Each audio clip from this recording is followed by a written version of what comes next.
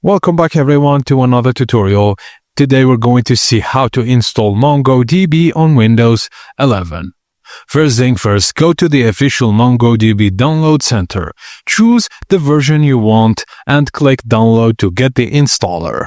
Once downloaded, double-click the MSI file to launch the installer. Click Next on the welcome screen and accept the end-user license agreement, then click Next.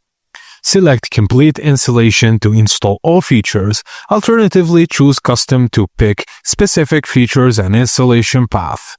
Now choose Run Service as Network Service User and copy or note the data directory path where MongoDB will store data. Then click Next to continue.